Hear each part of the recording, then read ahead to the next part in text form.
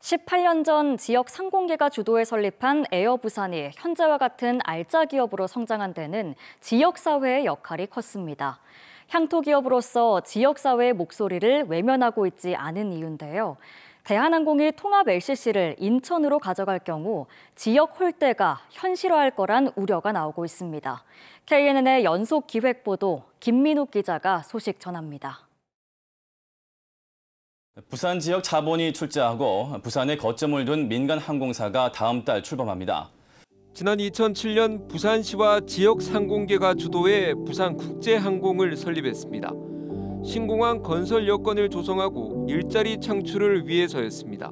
공항 경제권을 통한 부울경, 특히 부산의 발전을 견인하려고 하고 있는데 공항만으로는 부족하다고 볼 수가 있거든요. 제일 중요한 게 항공사의 유치라고 볼 수. 이듬해 사명을 에어 부산으로 변경하고 10월에 운항을 시작했습니다.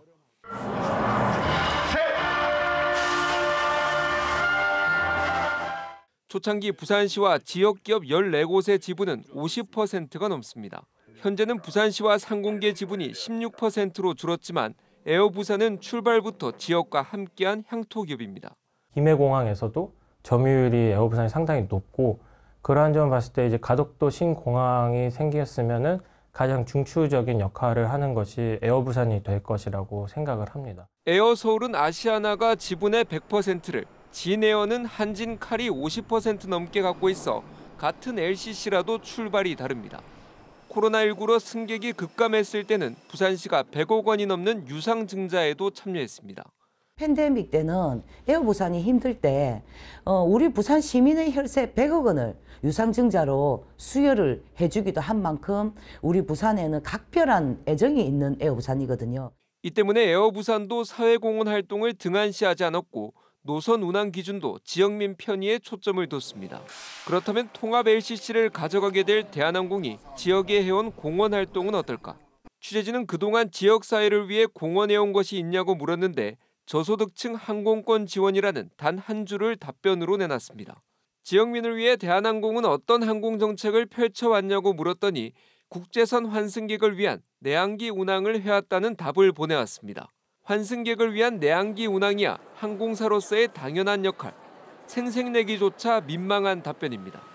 지역민이 환승 때마다 큰 불편을 느끼고 있다는 점도 전혀 인식하지 못하고 있습니다. 작년 8월쯤에 유럽으로 좀 출장을 갔다 왔는데 부산역에서 도착해서 따로 집으로 가는 그런 불편함들도 많으니까 김해로 바로 들어오는 그런 노선이 생긴다면 지역이 키운 기업이 통합 LCC 본사 이전으로 없어질 경우 지역민은 허탈감뿐만 아니라 현실적인 불편을 맞닥뜨릴 수밖에 없습니다. 지금껏 행보를 보면 지역을 위한 어떤 역할도 기대하기 어렵다는 우려도 자아냅니다. 대한항공이 지금부터라도 지역의 민심에 길을 열어야 할 이유입니다. KNN 김민욱입니다.